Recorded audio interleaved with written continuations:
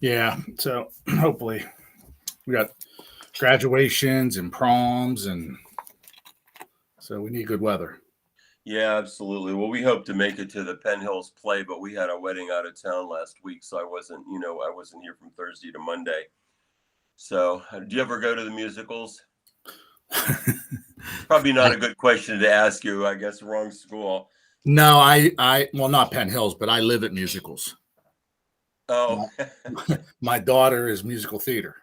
Oh, is that right? Oh, that's neat.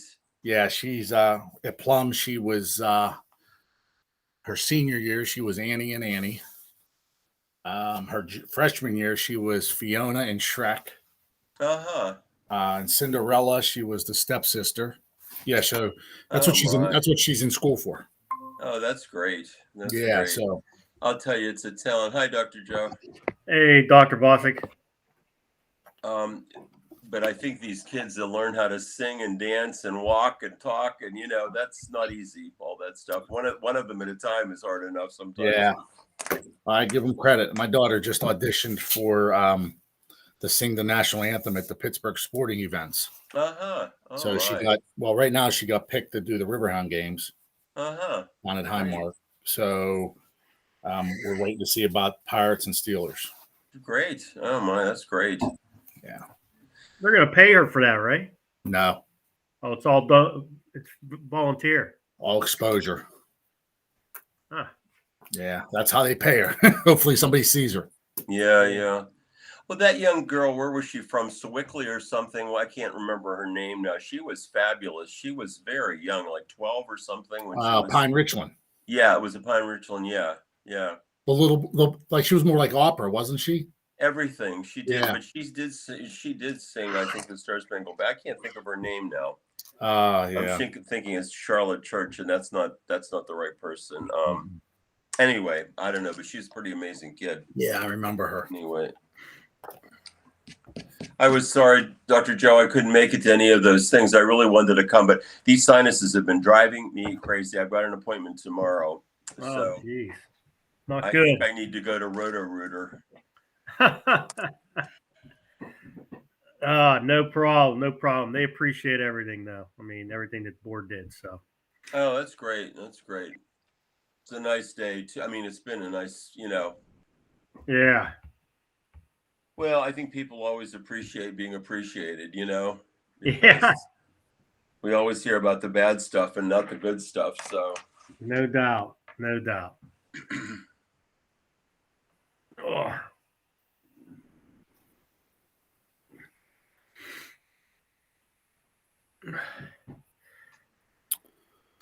There's two of us. Well, we know Rob's not joining. Yeah, I knew Rob wasn't coming. Ashley texted or emailed that she was going to join. I just saw an email like right before this.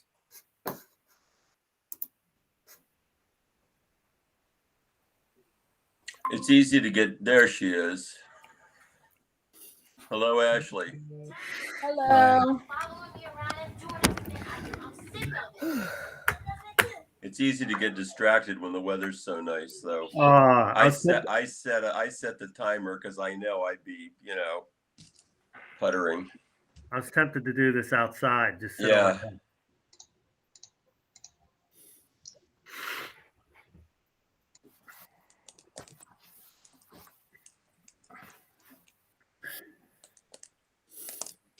Give it another minute.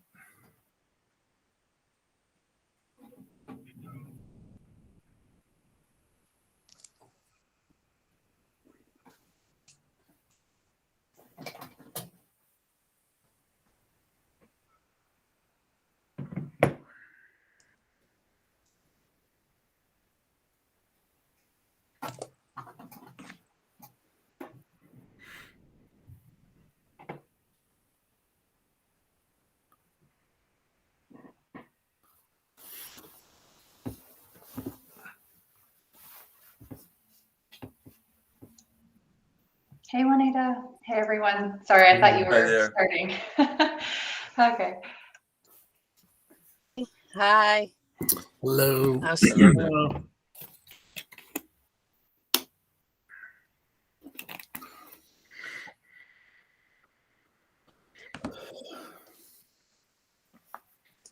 Well, do we want to start, you guys? What do you think? I think so. Yeah. I saw a message from Ed saying he'll be 5 to 10 minutes late. I thought I just saw. Okay. Yeah. And Rob will not make it. I don't know if he sent the email out or not. Yes. He did. Okay.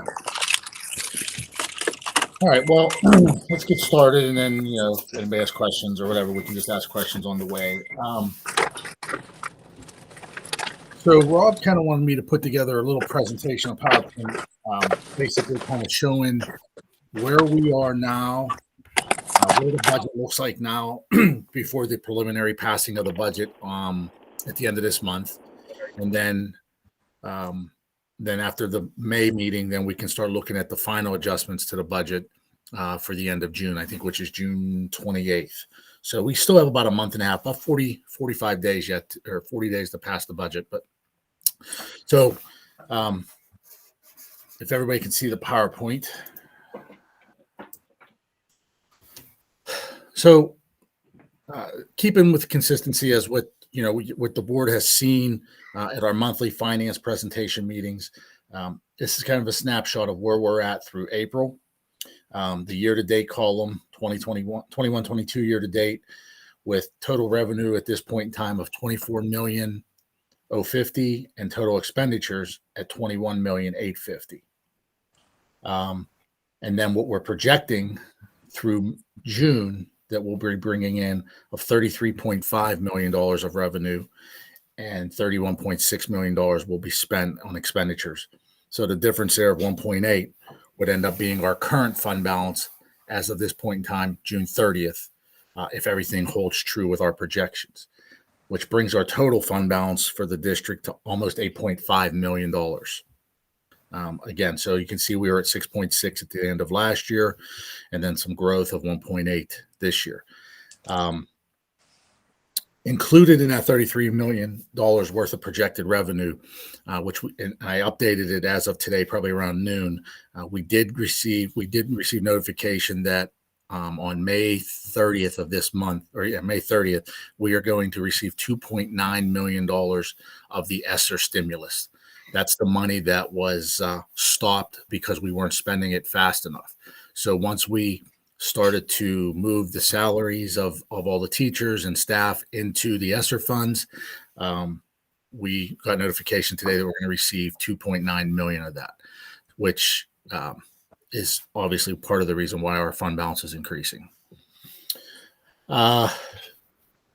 Also, we started to receive, and we got to be careful with this, is we started to receive money out of the $707,000 of ESSER funds, which is that 7% set aside. I think we received right around $25,000 of the $700,000, and that's just for this month of May. But we have to start spending that because we have 2 years to spend that, and we have to. If we don't spend it, that's the money we'll have to give back.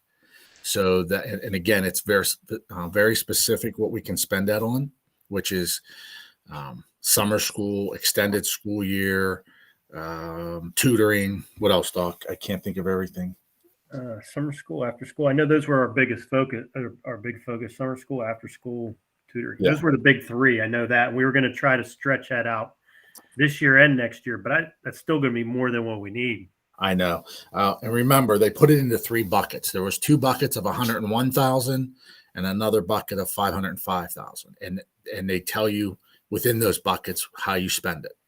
So, and those are the areas. So we have to be careful because we're starting to receive the funds. So we got to make sure that come this June, July, and August that we start to spend that. We could probably, I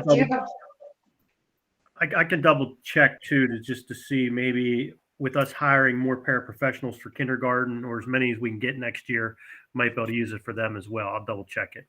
Sure. So just to clarify, Dr. Joe and Rick, are you saying that there is a plan to spend on that money and we just need to be careful to stick to the plan? Yeah. Or that there's more money than we have a plan for what to do with, so we need to be careful thinking of new ways to spend on the money? I'm going to say both. So we have a plan, right? And we had to put a plan together. Dr. Joe, myself, Summer put a plan together, I don't know, 6 months ago, maybe. And with that plan, the state said, these are the categories that you're getting: 101,000 for after school, 101,000 for tutoring and summer school, and then 500,000 for, and I can't remember all the buckets. But then when we put that plan together, we said, this is how we're going to spend it within those categories. The problem is, like Dr. Joe just said, it's a lot of money to spend on tutoring and after school and things of that nature. Now, we can use it for some busing, which we factored in. We can use it for some additional staff, which we factored in. But again, it's just hard to spend $707,000 when you got $15 million coming in at the same time that we that we have to spend. Question, and just specifically because you mentioned the after school or out of school time, is that specifically just with like Wilkinsburg after school programming, or can we support organizations? Sorry, Bellamy's having a moment with her dad. If we can support out of school time programs that are happening and serving our kids that might not necessarily be directly through our schools. So like Community Forge, or I can't think of the church. There's a church that does like after school, out of school time programming. Like, are we able to support them because our kids are going there, or does it have to directly be for something happening at our schools? Are there other kids that go to those locations, Ashley? I don't believe so with Community Forge at PLC for Pittsburgh Learning Commons. I can't speak on that for the church. I'm just familiar with like them doing stuff also through Community Forge, but it can only be for kids enrolled. And I'm asking now if it can only be enrolled, or goodness, I can't get my words out. If it can only be used for kids enrolled in our particular schools. That I don't know. I think we could check the regs on that and see. I thought, maybe Dr. Joe knows better than I do, I thought I saw something about supporting organizations or something like that. I can't remember, Ash. Okay. But we will, I just wrote that question down, Ashley. We'll double check that. I know if there's other kids that go to those locations other than Wilkinsburg kids, we probably couldn't. They're definitely Wilkinsburg kids. I just don't know if they all go to Turner or Kelly. Okay. All right. So we'd have to check that, and of course liability. So we'd have to check both of those. Okay. I'm just saying, out of school time, that's my thing. And do we still have NLA coming into Wilkinsburg? Yes. Okay. They're in conjunction with our after school program that Summer works with. Okay. Because I know they're new ED. So him and I had a meeting, but he told me call him after my baby comes. So okay. I'm gonna quit doing stuff. Yeah. Can this money be used at all for the kids that are at Westinghouse or the magnet schools? No. They receive their own funding. Okay, so even if it's an after-school program just for Wilkinsburg, that wouldn't work. Well, if it's at magnet schools or Westinghouse and it's our kids, it would fall under the Pittsburgh Public getting. I see. Okay. They got the same amount of. I mean, not saying it's the same, but they got the same type of money. Okay. Yeah. Just Probably. a thought. Yeah. Probably 5 times what we got, but yeah. So again, you'll see this probably next Monday night, this sheet that's on your screen now. So this is just basically saying, hey, this is where we're at as of end of April, 8.4 projected fund balance. So just a little look back at revenue. You can see, and Dr. Joe had one of these questions he asked me in an email today about 2018-19. Why was that 18-19 revenue so much higher than 19-20, 2021, even though that 2021 also included some stimulus money. The 18-19, and again, these are all actual numbers. The 18-19 is before the board lowered their taxes again by another 3 mils. So that's the higher tax rate there of 29.5 mils. So before we lowered it down to 26.5, that's where we were at. But 2021 does include, now it was never budgeted for, but it does include some stimulus money.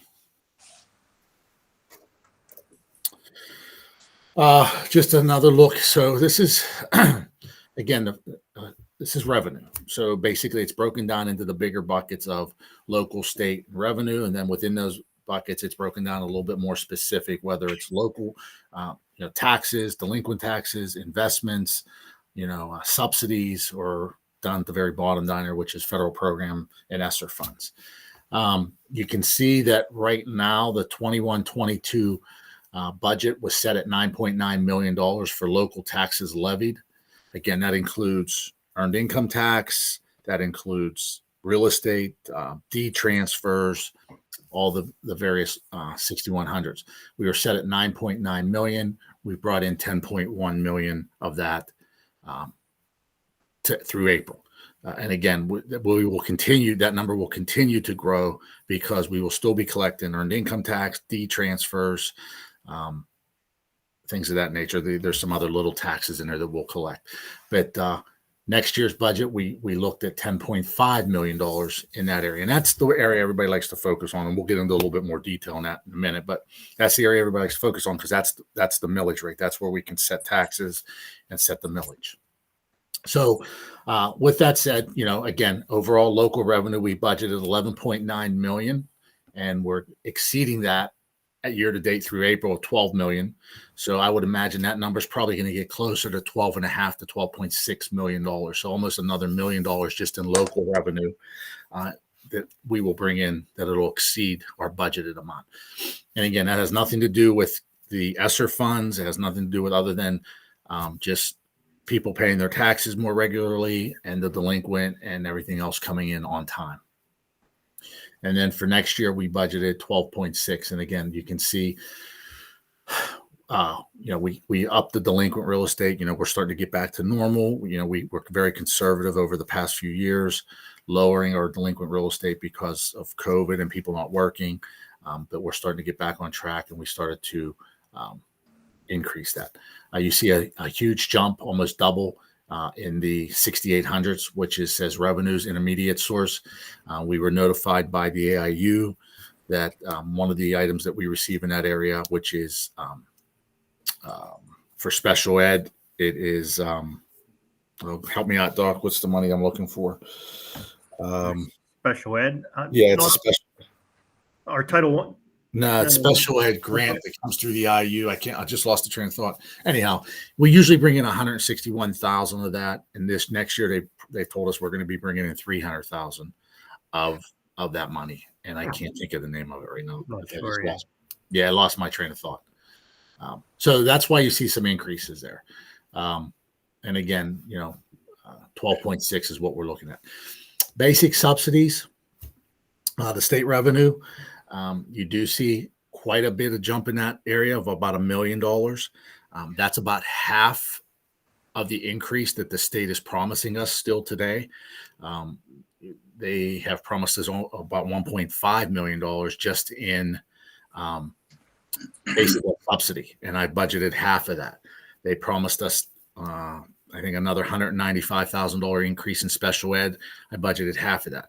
And the thing that everybody needs to know with special ed is that has been level funded for the last 5, 6, 8 years. I can't even remember the last time there was an increase in special ed. So when you hear 195,000, it doesn't sound like a lot, but considering the fact that we've never seen an increase since I've been at Wilkinsburg in special ed, and now they're talking almost $200,000 increase in special ed funding.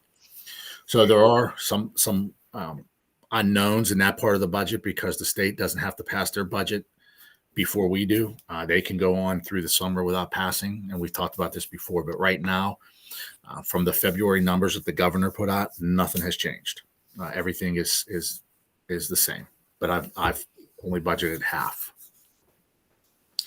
And then down below, that's the federal program. So the first line item. So back up real quick. That 6,800 I was talking about was IDEA revenue from the AIU, which is special ed. Right. Yeah. So that's IDEA. And then so going back down to federal. So the 8,500s is our regular title program money. That is Title I, Title II, Title IV. Title II can only be used for professional development with our staff, and it's about 115,000. Title IV can be used for some salaries on specialized people like a social worker or a behavior specialist, things of that nature. And then Title I is basically all that money goes to salaries. And then there is some money left over for supplies, and also coming out of those three funds, money goes to the non-pub schools. So out of those 1.4, we do have to share that with a little portion of that with the non-pub schools because they service our students. So then the 8,700 you see there is the ESSER 1 and ESSER 2 funds. ESSER 1 is gone. We've exhausted those funds as of this year, and then ESSER 2.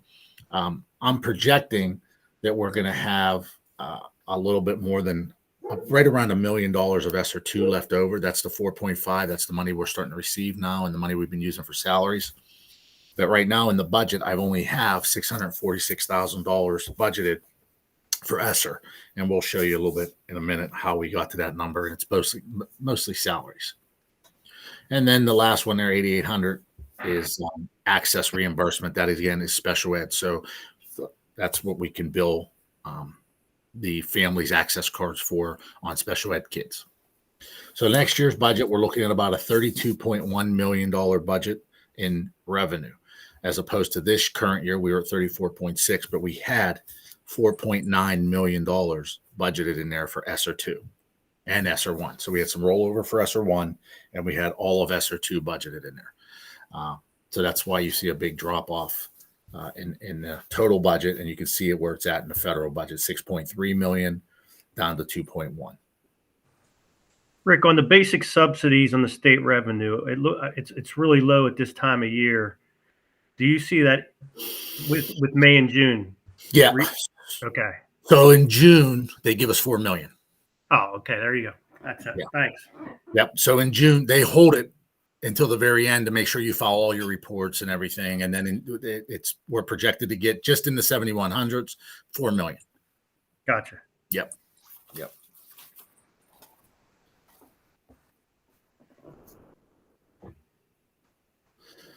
All right, just a little snapshot again of our local taxes, which is this, going back to this sheet here, which is driving part of this 6,100 number right here. So the key number is our assessed value of 434,238. That's still consistent today. When I check the numbers on the county website, we're still at 434,238. So mill here is again $434,238. So based on our current millage rate of 26.5, you're looking at about an $8.8 million real estate collection, and that's at 83%. And that's what we brought in this year, 83% of the 10. So we brought in 10. Our budget was, we could have brought in 10.5. We said we were going to bring in 80.5, but we really brought in 83% of that 10.5 million.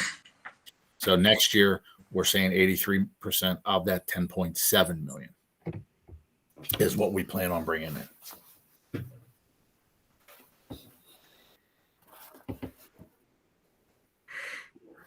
Just a little historical look back at revenue.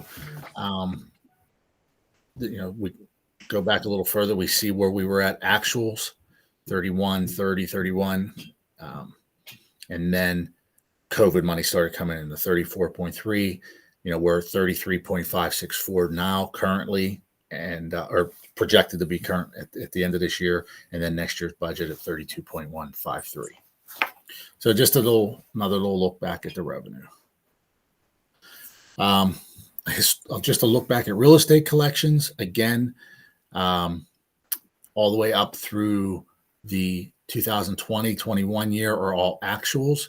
So across the board, you can see that what we've brought in real estate collections, what the millage rate was at that time, and then all the way down to 21-22 at the 26.5 range, 8.4, all the way through. So you can just see how, even with the drops in millage rate, we're still starting to, you can see the trend is upwards on those last three slide or bars. So again, for the state budget, at the time, as of today, The state budget has not been finalized. However, there is no update or changes since February's presentation from the governor. So, I'm being conservative when I say I'm budgeting half of what they've told me. If everything comes true that they say they're going to give school districts this year, not only in basic ed subsidy and special ed subsidy, but there's also on the table of the reduction in charter school cost, just factoring in the increases in subsidy. You can factor in another, say, $900,000 of revenue to our budget for next year. And I know that that would weigh heavily on the board's decision to, reduce taxes again, if that's what they so desire.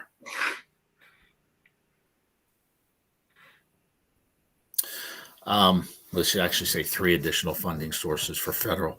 So the CARES Act, ESSER2 funding, it's distributed based on your Title I allocation. So there's a formula that the state puts together, and that's how they came up with the $4.4 million for us. 7% set aside. That's what we were just talking about. So there's $707,000 of funding that we just applied for again this year, and we received. So this is the money that's in the 3 buckets that we talked about that we already are starting to receive some money. So now we have to spend it. And then the final one, which is the big one of almost $9.1 million. I call it ESSER 3, but it's American Recovery Act. So it's the CARES funding of 9.1. Again, there's no money. There's none of this currently in next year's budget. This is a decision that we would have to make between now and the end of June if we want to do that, or if we want to put it into projects, or if we want to hold off and try to figure out if we're going to spend it next year again on salaries, benefits, or whatever the board desires. But right now, none of this money, none of the $700,000 or the 9.1 is in next year's budget for revenue. Only a portion of this 4.4, maybe $650 some thousand of this 4.4 is in there.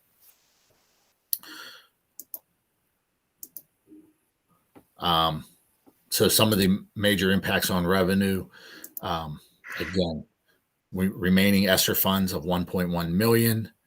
The ESSER 3, which I call it, is $9 million.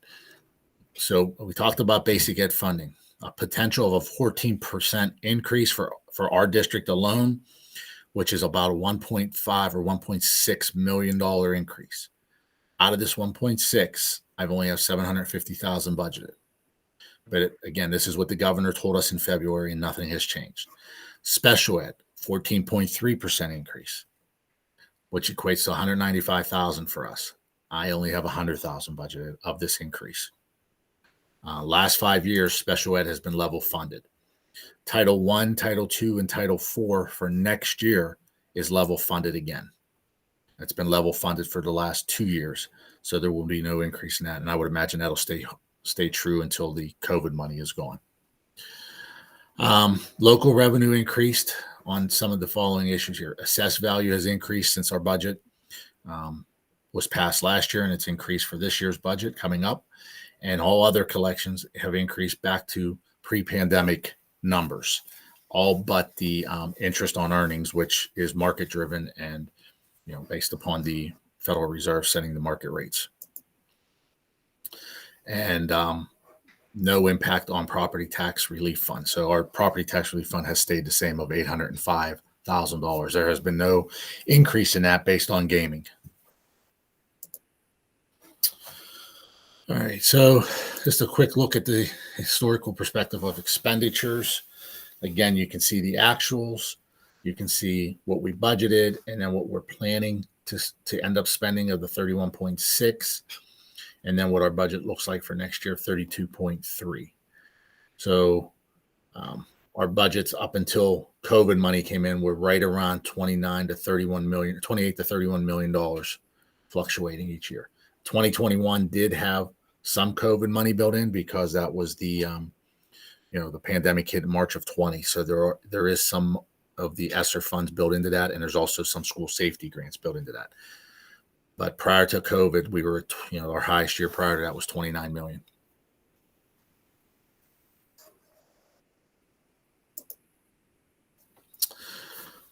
Again, just another look at the budget from expenditure standpoint. So we got the big buckets of salaries, benefits on down through supplies, equipment, and other objects. Our budget this year, so looking at supplies, or I'm sorry, looking at salaries and object 100.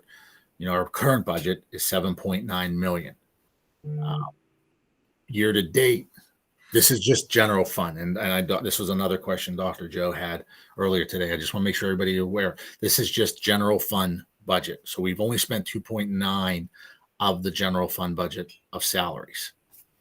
And then next year we're projecting 7.7 of for salaries. Some of the higher paid teachers have, and things are just kind of working out that way with some of the newer teachers and some of the older teachers. I don't want to mention names on this because of things that have happened personnel wise, but some of those higher paid teachers are no longer with the district. So you can see that, okay, Ash. Employee benefits, 3.7. We're at 2.9 for this year. We're well within our budget. We got 2 more months to pay, and again, we will be fine. Again, a little bit of the increase that you see over there from 3.7 to 4.6. A large part of that is the PSERS rate, and the healthcare took a toll on us this year. It went up 8%, and PSERS went up again. It's at 37%, I believe, of everybody's salary. So 37% of this number goes to PSERS. So 37% of 7.7. And then you can see all the way down. So this is just general fund budget information. Now we look at the ESSER funds. So again, like I told you earlier, I only have about $655,000 of ESSER funds budgeted for next year. So again, we're thinking we're going to have about $1 million left over from this year, depending on where I'll know better come June. Remember, we're buying a lot of the supplies now for next year. So that's freeing up money in next year's budget. We're buying a lot of the equipment. We just bought today. We just purchased that new math series that the board authorized. I think it was last month. So we spent $152,000 this year that would normally come out of next year's budget, and it all came out of COVID. So that's freeing up another $152,000 in next year's budget. But again, $655,000 is budgeted for next year. And you can see where the money's at right here. It's in salaries and benefits. And all this is paying for is our cyber program teachers.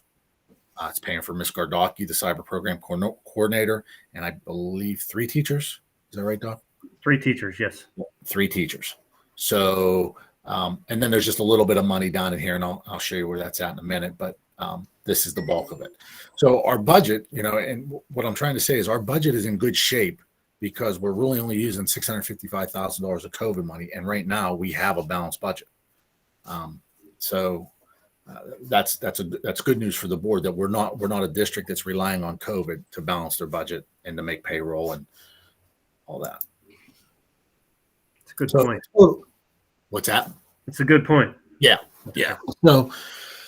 So here's our total budget, and I apologize. My formatting on my laptop is different than my desktop, but you can see here that our total budget for next year is $8.1 million of so that should be 22-23 proposed final up there at the top. I'm sorry, but that $8.1 million of salaries for next year, 4.8 of benefits, and then all the way down to our total budget of 32.365. You can see the 3 big buckets here of salaries, benefits, and then other purchase services, which is charter schools, tuition for special ed, transportation. Everything kind of falls under that one big category there. So 15.005. Even though I increased charter school funding for next year, and we'll get into that too later, you can see that we are still below what we budgeted this year. And a lot of that has to do with a lot of the special ed kids that are coming off of our books, or either that or coming back in-house. So we can get into that a little bit more further, but we're projecting 32.365 for expenditures for next year. I know this is tough to see, but this is kind of a snapshot of the total expense summary. So we looked at the top piece here, which is just general fund. We're looking at the ESSER funds, and then this is a snapshot of it all together. So you can see it all together in one sheet. So if you want to kind of cross-reference general fund, ESSER, or total, it's all right here for you.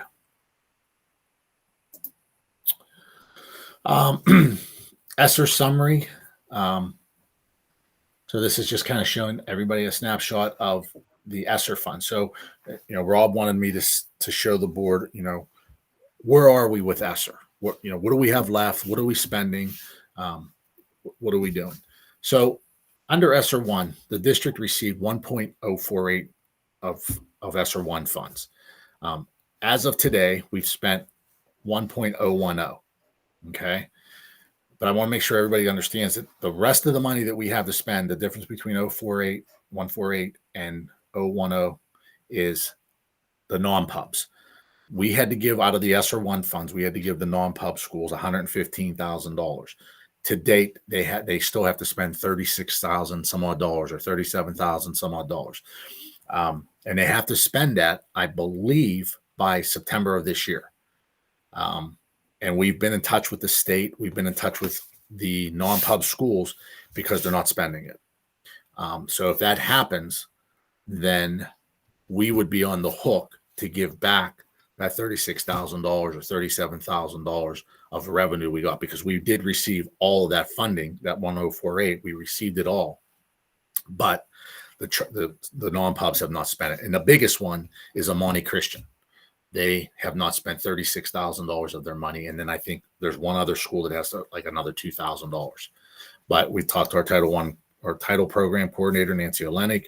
We've actually emailed and called 3 different people at Amani. And I've also been in touch with the federal program people at PD. So, yeah. Go ahead, Ed. Yeah, so out of that $38,000. Oh, sweet.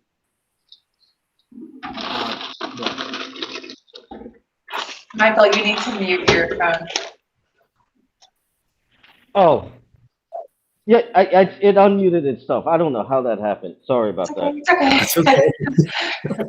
Sorry, it was a vending machine. I put my dollar in and it didn't go all the way, but it sorry. But then it did it. I don't know. I got 2 bags instead of. Thank you for that. So. Go ahead, Ed. Rick, my question was going to be, so here's an example. Here's 38 grand that we may need to give back. Is there a way for us to, or shouldn't we find a way to encumber that somehow or sequester those dollars? Any dollars that are questionable that we might have to give back, should we be setting them aside in a fund somewhere so that there's no question of what they are until the legal limit for, you know what I mean, for the non-pubs to ask for that money passes? Like, what are we doing to identify that money is like, it's not really ours yet? Right. Well, it will never be ours, because what happens is all the expenditures run through us. So for the non-pubs to spend it, we actually pay the bill. They contact the services they need. We pay the bill. So I guess what we will do is when June 30th hits, we will defer that revenue. So in other words, it'll be on our books as deferred revenue. And it's what that means is it's going to show that we received money, and it'll show how much, and it'll show for what reason. And it'll say that we received $36,000 and we're deferring that because we haven't spent it yet. All right. So that'll be like what they call the balance sheet item, Ed. So it won't really reflect in anything other than our balance sheet.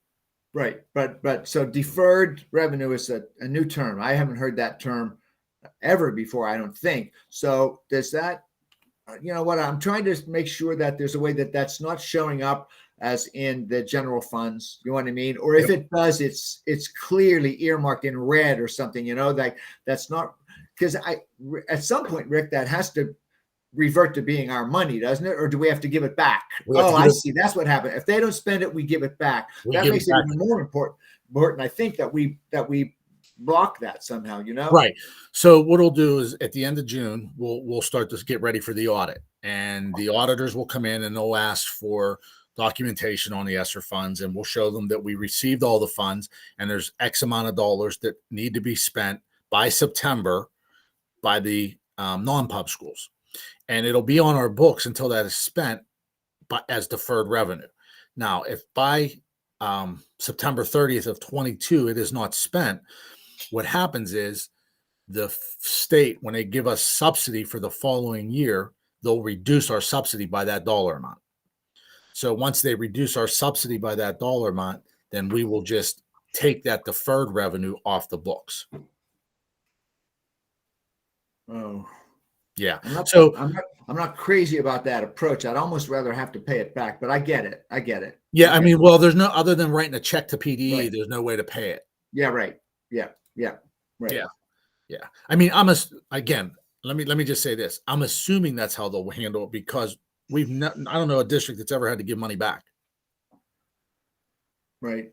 I mean, this is kind of like, this is a problem because they're not responding. Yeah. They won't respond to Nancy Olenek. They won't respond to my emails or Lori's emails. They won't respond to anything. I mean, and it's just sitting out there. Yeah. So when they won't respond, that usually means they don't know the answer yet. They haven't figured out yet how they want you to handle that, which makes it, to me, even a little bit more risky or something, Rick, for us to consider that money in any way, shape, or form ours. Yeah. And I'd always rather have a bill to pay than have them take the money away from our subsidy. And I know you would prefer that also. I mean, yeah. I mean, I want them to spend it. I like to not have any question as to what are we going to get, each month in that subsidy money, Right. So I get it. Yep. And luckily for us, I guess the PDE and whoever was writing these grants up at Harrisburg for all these ESSER funds, luckily they realized, hey, wait a minute, we're just going to give the non-pub schools their own money. We're not going to deal with the state, the local agencies on this. So ESSER 2 and ESSER 3, we don't have to worry about that. So okay, yeah. Great. That was my next question. Okay. Yep. So ESSER 2, ESSER 3, the $707,000 set aside that we just looked at, all that money is ours. So if we don't spend it, then there's an issue. We're not relying on another outside entity to spend it. Okay, that's great. That was smart of them, smarter than usual. Yeah, I mean, I think they realized after they gave us that 115 for ESSER 1 that this might not work. Yeah, right. Exactly. So, okay, one more question, and you may have answered this already. Is there someplace a summary of what would our budget look like this year if we didn't have any ESSER dollars to spend? Yeah. And in terms of what we're projecting for next year, I don't want to take your agenda time right now to do it, but I mean, I want to make sure that I could get my eyes on it at some point. What would our budgets look like this year and next year if we were relying solely on the revenue that we would normally get, local, state, and federal, and no extra ESSER money in there? I'd like to know. It's important, I think, for the board to know how would we be doing without ESSER? Right. Well, it's right there. So without ESSER, without any ESSER expenditures, you're at $31,700,000. That is All right, just and the budget for this year was? you talk. Okay, so when you say this year, do you mean the year we're in or the next? Yes. Yeah. The next year's isn't final yet, so I mean the one we're in. Yeah.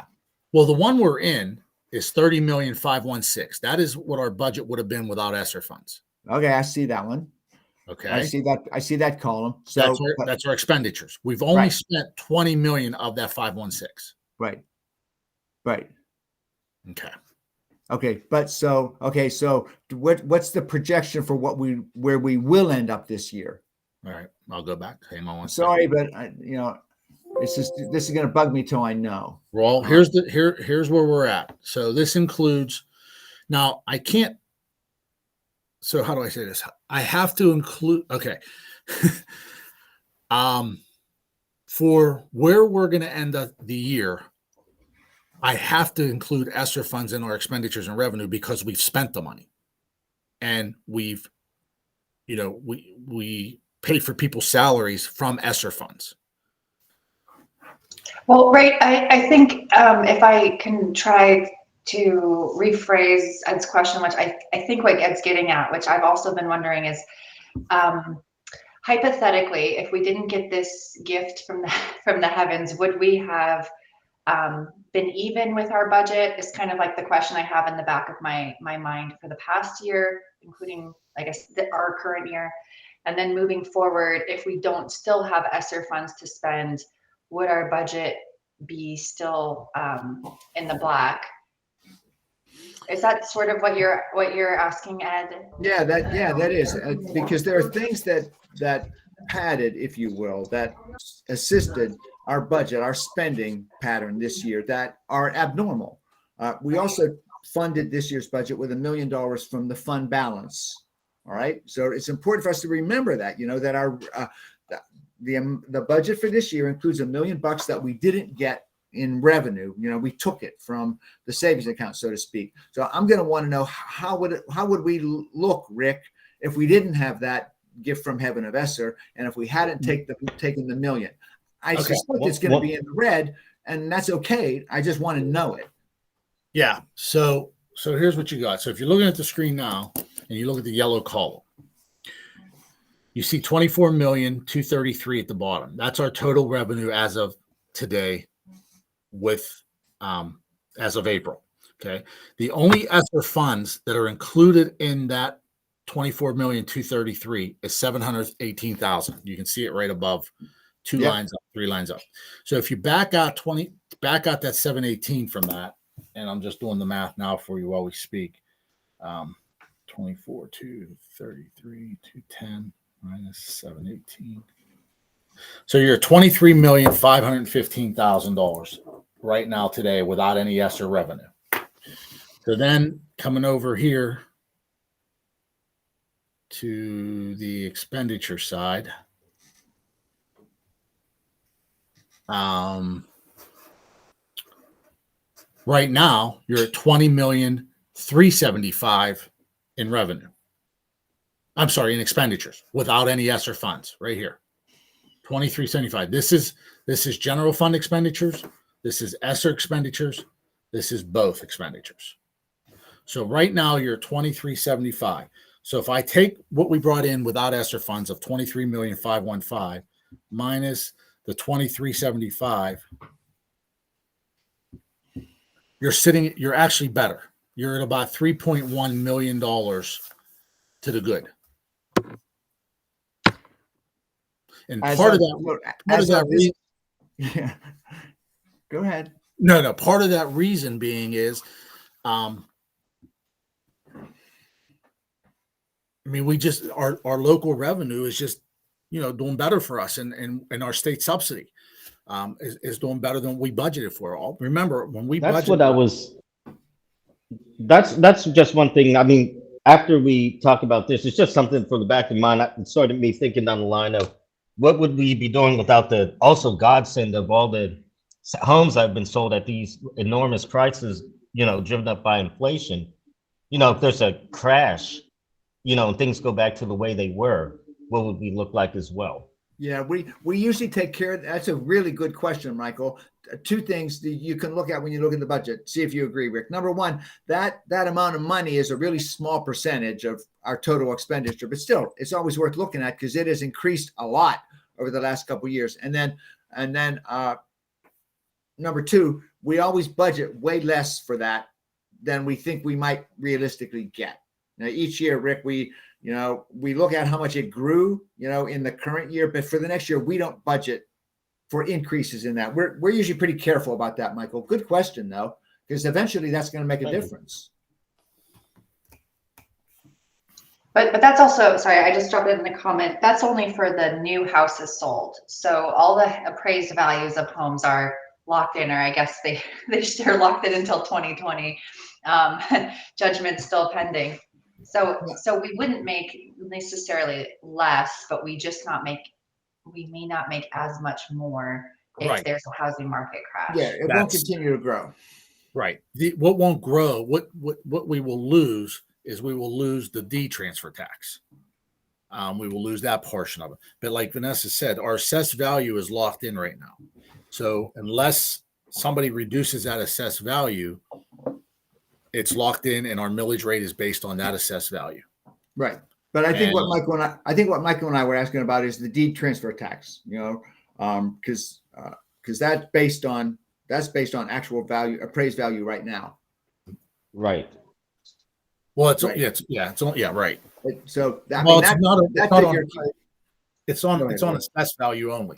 yeah. So that figure has been increasing strictly due to more houses selling at higher prices, right? I mean, that had nothing to do with increased appraisals. That's just Yeah. like the housing market here got hot, for the last 3 years. It's gone up every year has been more than we budgeted, just because we're careful about what we budget for that, because you never know when that'll crash. Right. So, And again, in the scheme of things within our budget, it's a $200,000 revenue. that's out what I of meant. It's not a 31 lot. million. No, but I mean, if you're looking here, I mean, this 434 is what our assessed value is as of today from the county website. I mean, unless something drastically changes, like Vanessa said, with the court order or the judge, does something, that's our assessed value. I mean, it's not going anywhere. Now, Yeah. for us, as you can see, it went from 420 to 426 to 434. So it went up $14 million over the span of 2 budget years. I mean, the worst case scenario is it just stays flat. Yeah. But what has helped that is not only has our assessed value gone up, but our collection percentage has gone up from 78 to 83. So this went up 14 million. This went up 5%. So taking all that into consideration, that's how the board went from 32.6 to 29.5 to 26.5. So, but I don't see, unless, this may be what we have to live with moving forward. But at least we know that, that's And it.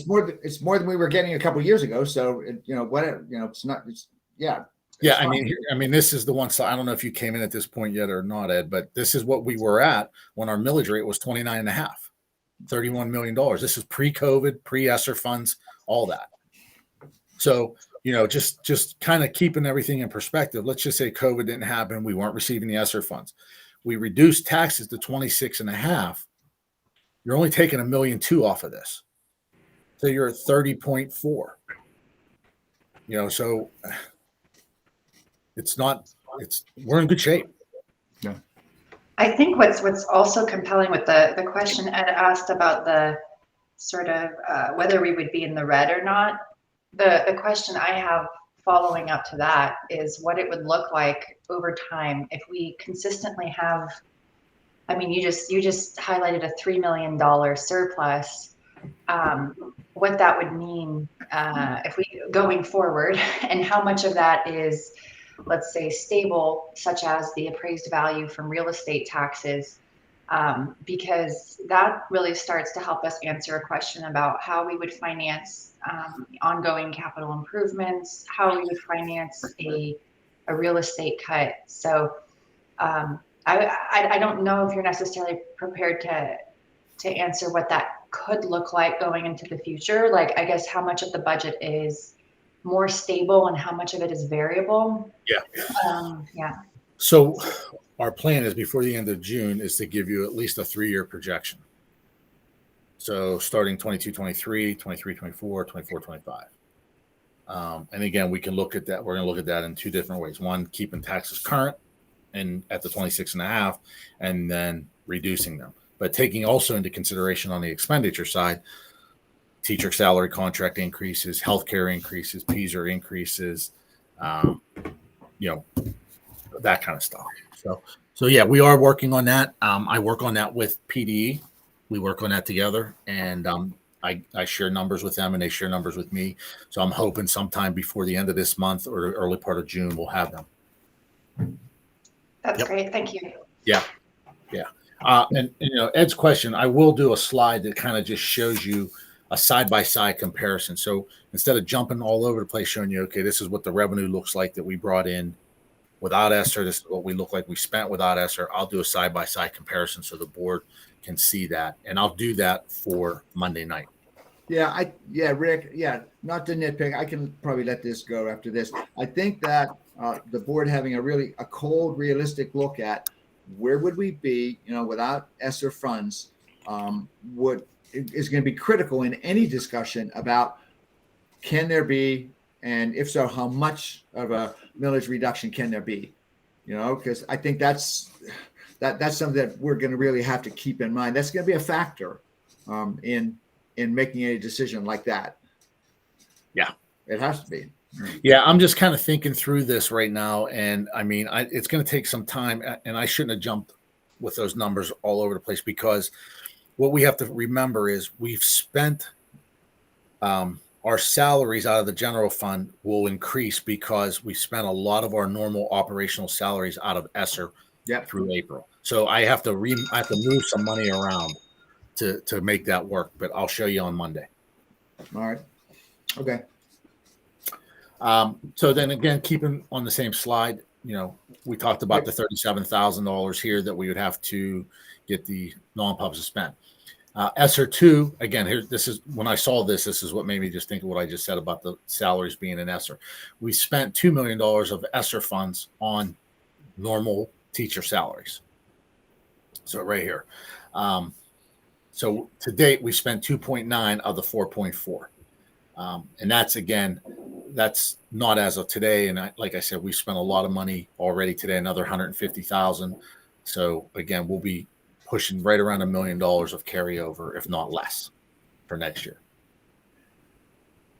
This is just like a breakdown of how the budget shakes out as far as what pieces of the pie. And you can see the biggest portion here, and it's the one portion that we have no control over whatsoever, is tuition, special ed cost, transportation cost, all that.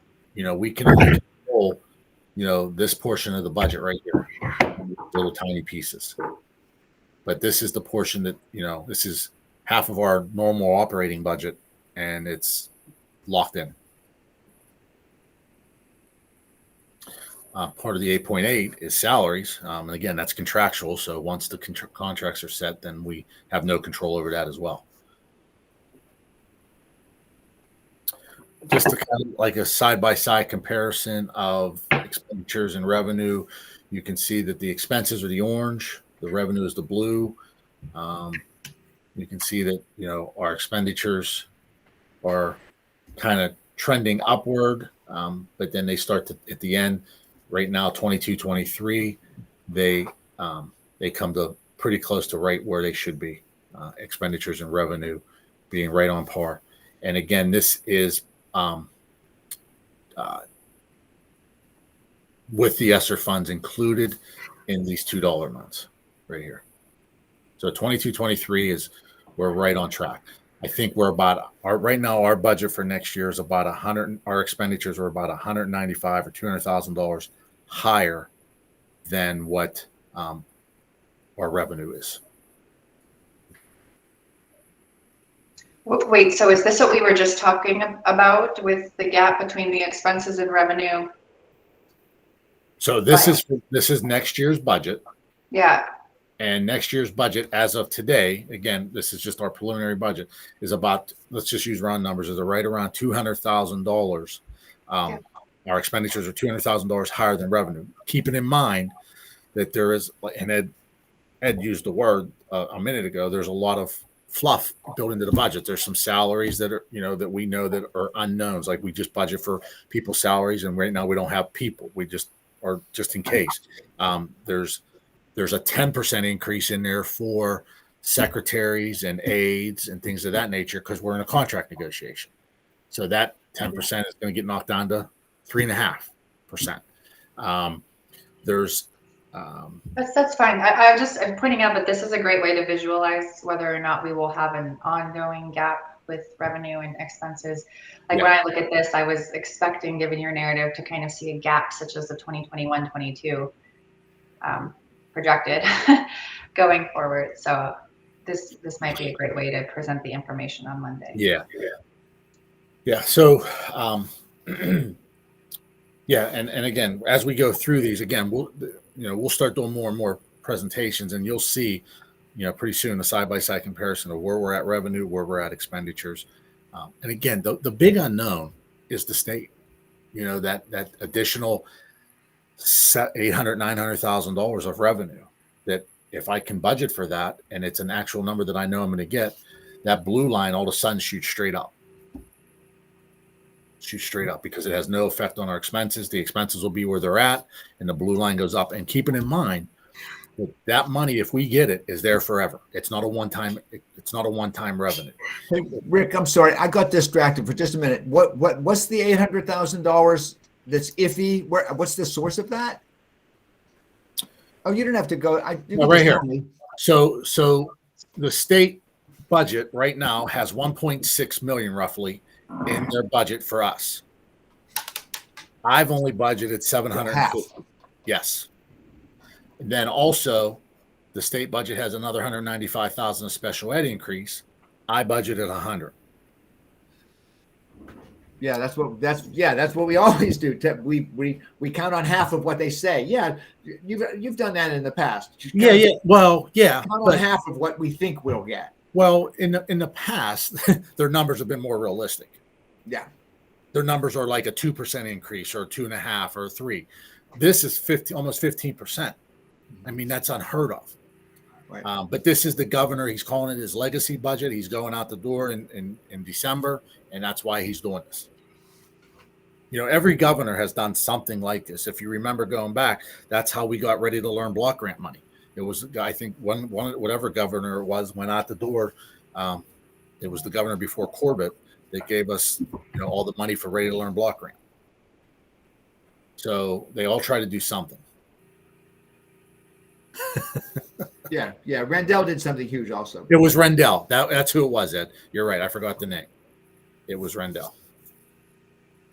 Just making sure Joe doesn't go crazy. Why? No mic drops, no legacy budgets.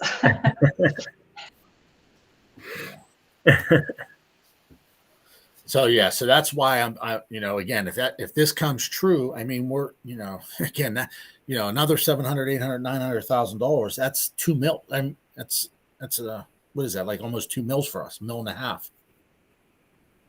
So. Yeah, but the thing is, you won't know about that $2 million worth of additional revenue until it's too late to have it affect this year's budget for a cut, right? Well, that's true. And if you remember last year, that we did the same thing. We budgeted what they told us, and then in June, and then in August they passed their budget, and we got another $300,000. Yes, right.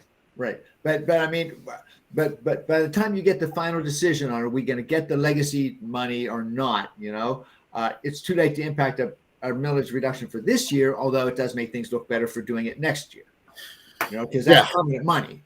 Right. And again, well, that's what I wanted to say. It is permanent money. And then any increase from the state level will be on top of that money for the future years. Right. The 2% or the 3%, whatever they give, will always be on top of that. So I got it. Okay. Yeah. So I'll do something like this slide here for the next budget talk. I mean, Monday night is just more or less finance. A snapshot of where we're at as of April, but we kind of already looked at that. But I'll do something like this and do a side-by-side comparison to show, here's where we're at right now with our budget, and I'll have a slide right next to it, a little chart showing where we're at revenue and then the difference, the total difference. But this is the breakdown of our expenditure budget. You can see, the 24, and again, this is just general fund. The 24% of our budget is salaries, 47% is the 500 again, and that's tuition and charter schools and you can see the big buckets. And like I said, this is just the general fund portion of next year's budget. So I will do this exact slide, and I will update it obviously if I have more detail and more numbers, but I will do this slide along with another slide that shows revenue and how we look for next year. So that's it. That's all. If anybody has any questions. And then as we think about the next couple of years, I mean, Rick and I have talked also, with the budget or with the current contract with the support staff and next year's contracts are coming up for the professional staff. You know, I know they're going to try to use inflation, and they're going to try to use the teacher shortage. So that could impact what we do. And there is a legitimate teacher shortage, of course. And of course, we see the inflation issues. So, so those things are, you know, will come into play as we talk. You know, of course, looking at some of the salary increases they've got over the past couple of years, they've gotten some above inflation increases. So, but the other thing is looking down the road, and we're offering the early retirement next year again. So we think we're going to have a few next year retirements, and some of our positions we think we can consolidate as well into one position, pre-K through 6 positions. So, you know, we're thinking about that down the road, even with some of these new people coming in, just paying for ESSER and then filling in those new positions. So when those people leave at 120,000 salary and benefits, the new ones come in around probably 65 salary and benefits. So. Yeah. So Joe, we do or don't have the ERI in place for this year. We don't. So that's not okay. So that won't help us for this year. Okay, but it's in next year's budget. Oh, the early retirement. Yeah, we're planning on being able to put that in the contract negotiations next year, and then also have it in the budget, right? Well, Yes. Okay. Well, wait a minute. I think we're talking two different things. Next year, it's already in the teacher's contract. Yeah. So that And doesn't end until June 30th of next year. So that's already in for next year's contract. But we'll be starting to work the next 3 to 4 or 5 year contract, whatever the board decides. We'll start on that in January for July 1 of 2023. Yeah. Right. So Ed, with the teacher's contract, the retirement incentive got put into the contract, and it went every other year. That's why it's not this year.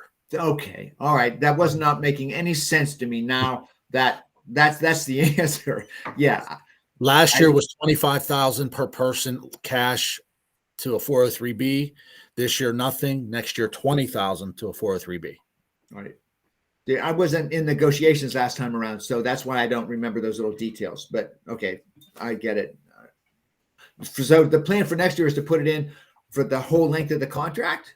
We want to put it in for the whole length of the contract next year, or do something that's only at the beginning of the contract to encourage quicker retirements. Is that making any sense? Yeah, I know. Yeah, you're saying, so when we negotiate starting in January, are we going to add it into the contract permanently?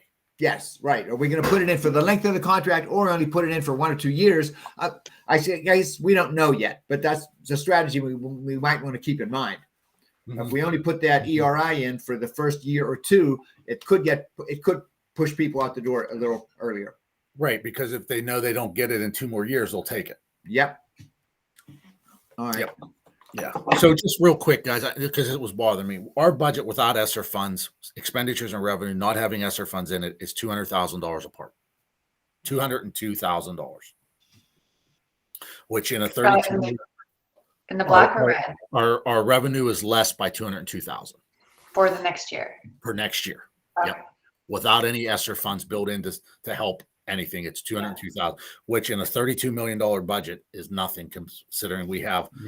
I bet you I have $200,000 there in just aides and secretary salaries, because I put in 10%, and I know it's going to be 3.5 or 4.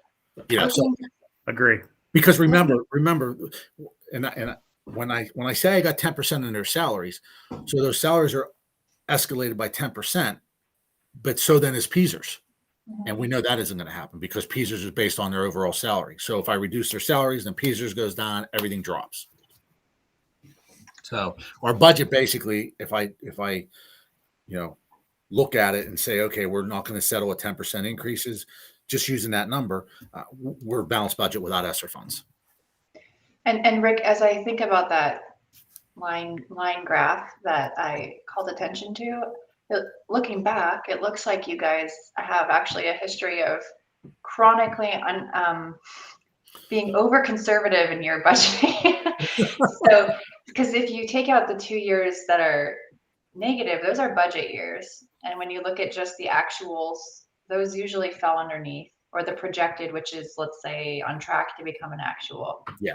I'm just noticing that you're usually, before my time, pretty conservative with budgets, and Yes. that carries over to kind of support your instinct here. Yeah. If you look at, I mean, again, and it's so hard, right? Because you got COVID years and we weren't in school and, you know, things weren't in operation and we were receiving money. So if you just look at 18 and 19, the 18, 19, 19, 20 year, I mean, our revenue far exceeded our expenditures in both of those years.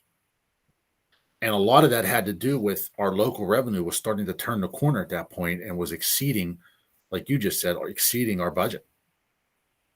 Because those are $2 million gaps, and we're looking like we're on track for another $2 million gap. Yeah. So if that continues, then we may have the basis for a millage rate reduction, or at least, I mean, Ed, you brought up like at a meeting about possibly getting some kind of financing. And it took me a while to get my head around that, but that's not a terrible idea if it sort of just draws out the repayment process and kind of soothes the burn. Like if we did a millage rate reduction, Right. Absolutely. and we partially financed, we would be able to keep the millage rate slightly lower because we're financing over a longer time horizon. So Correct. a lot of math has to be done on the back end. Just keeping in mind, any money we borrow, it's a 30-year payback. So you're softening that blow for 30 years. Yeah. Which again, just because of the particularities of this area being so heavily burdened by taxes, I would be interested to see what that calculation might look like, to see if we can't help in any kind of symbolic way or have a schedule that sort of draws down over time.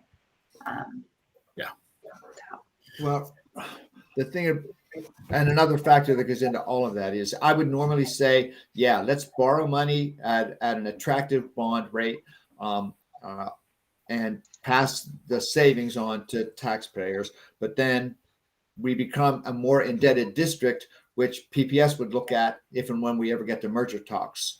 I mean, serious merger talks, financing talks. So the amount of debt we're carrying is certainly something they would pay attention to. They wouldn't be paying attention to what's our millage rate at the moment because they don't care about that.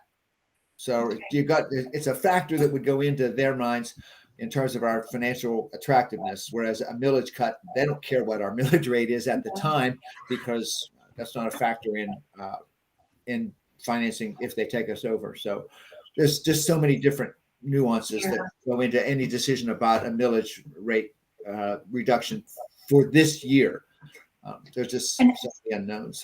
And I might have missed something, but have we determined what is a feasible budget number without going into any kind of debt instrument? Because from my understanding, we had a lot of money. And so when I first heard Ed say that, I was like, well, why would we go into debt? Are we planning to go like to a $30 million budget? I mean, I'm joking, but basically, Rick, do you have an idea between our general funds budget, leftover capital funds, extra ESSER money? Like, is there a number that we're looking at that would be like, this is how many millions of dollars that we have that could go towards a building project? Yeah. So when Dr. Joe and I and Summer wrote the grant for ESSER 3, which is the 9.1 million, we allotted out of that grant about 5.8 of that grant money for building projects and the remainder for education.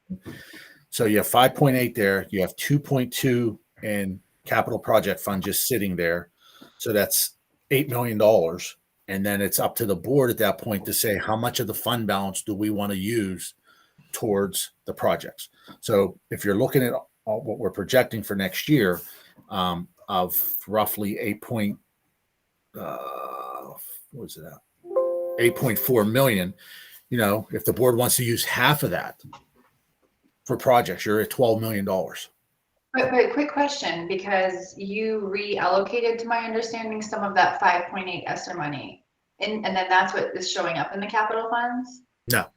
So the salary kickoff, when you put the ESSER into salary, did not. Two different ESSER pots of money. Okay. So the money that we use to pay for the salaries is ESSER 2. The money we allotted for capital projects is ESSER 3. Okay, yeah, so yeah, I'm looking at like 16.5 between the 5.8 ESSER, 2.2 capital projects, and 8.5 general funds. Right. That's what you have technically that you could throw at a project, but I would not recommend using your fund balance down to 0 on a capital project. I mean, maybe half. Well, no, but it just gives me an idea of like if we left still 4.5 million in our fund balance, which I think is over the limit that it should be, or there was a certain like limit that is. So the limit is 8. You're only allowed to keep up to 8% of a fund balance, 8% of your revenue for a fund balance, if you're going to raise taxes. Okay. So right now we're not raising taxes, obviously. So our limit is not 8%. It's Whatever we want. Yeah. Got it. Okay. Well, I think 12 million, and then maybe plus or minus over time. It's pretty healthy. I appreciate you breaking down the numbers because I'm looking at it now, and that's a good number. All right. So so let me just make some notes so I can kind of show you that maybe Monday night. So we want to do a budget general fund revenue versus expenses. And then what I'll do is I'll show you the different pots of money that we have for capital projects. And I think Rick, you're so into numbers, and for you, each of these lines is saying something very distinct because you're so intimately acquainted with it.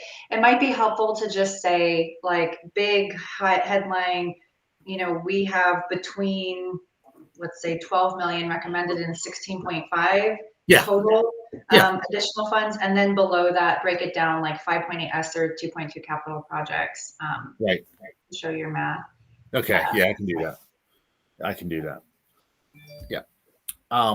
If I can, I just want to, in a matter of full disclosure with Rob Strauss and I conversations, he had asked me a while back, maybe 3 weeks ago, hey, if we were going to really lower taxes this year, what would you feel comfortable with? And my recommendation, if the board insisting on lowering taxes, I would say for this next coming year to do 1 mil. A 1 mil tax decrease right now, with so many unknowns with COVID money, so many unknowns with the market and the economy in Wilkinsburg, and if these houses are going to continue, and really so many unknowns now with that new legislation, maybe with the governor or the judge passing the assessed value change. So again, I mean, for right now, if the board is adamant about showing some good faith effort, I would say no more than 1 mil. I'm just being honest. Being honest. That's helpful. No, I mean, it's $434,000 to the taxpayers of Wilkinsburg reduction. Yeah, I honestly, after They'd seeing be very happy to have. Yeah, after seeing the news about the whole case, I was like, is anything possible? It sounds like the lawyers are still trying to figure out if it will be retroactive. Or not. Like the cases are ongoing, so there is a lot of uncertainty, and I appreciate you summarizing that. Yeah, that's my fear, is the uncertainty. And again, because to be honest with you, we are growing in the right direction, and all of a sudden we lower taxes again, and I'm afraid that the bottom might fall out. I mean, because every year we keep saying this, and Ed will tell you that every year we build this budget, and we're like, everything's coming in higher, and we budget higher, then it comes in higher, then we budget higher, and it comes in higher. Sooner or later, that's going to have to level off. So that's just my 2 cents on taxes. Obviously, it's a board decision. That's part of their responsibility, is to set the millage. Yeah, Rick, and just one other factor, because I know that we're running out of time here, is that I think we also got to keep in mind, tell me if I'm wrong, that we funded the last millage reduction in part with $1 million that we took from the fund balance, right? We shifted that into the general funds, and that helped fund the last tax cut, right? You're right. However, Ed, we're not using the fund balance to balance the budget this year. I know. I just wanted to throw that out. No, I mean, wait. You mean the $1 million that we transferred, that we planned on spending from the fund balance to fund this year? We're not going to use that. No, we're not. We never even transferred it. Oh, because of ESSER. Well, no. No, Remember, we have a $3 million surplus without ESSER, Ed. so remember, Ed, We're not what gonna happened? do What happened right after we passed the budget? I'll go back to some of the finance presentations. Right after we passed the budget, we said we were going to use $1 million. Two major things happened. The state gave us more money in our subsidy, and our Right. assessed value went up, and our collection percentage went up. So Right. we offset that million with all that money. I forgot that. Yeah. That's great, actually. Yeah. So, and then looking at next year's budget, there's no reason to do any unbalanced transfer to offset any expenditures because we're only $200,000 apart. Right. I mean, we'll just, I get it. and again, keeping in mind, if you sell the high school, that's additional revenue. If you sell, $10. But fewer expenditures, Ed. No more well, that boilers. is true. That part is true. So, okay, I have some good things for Monday night that I can keep the conversation going with. Any other questions? We good? Anything you guys want to see, just email me between now and Friday morning. If there's more, something you think about that you want to see or doesn't make sense, please just email me and I'll put it together for Monday. Okay. Thanks, everyone. All right, guys. Thanks. Thank you. Good night. Good night.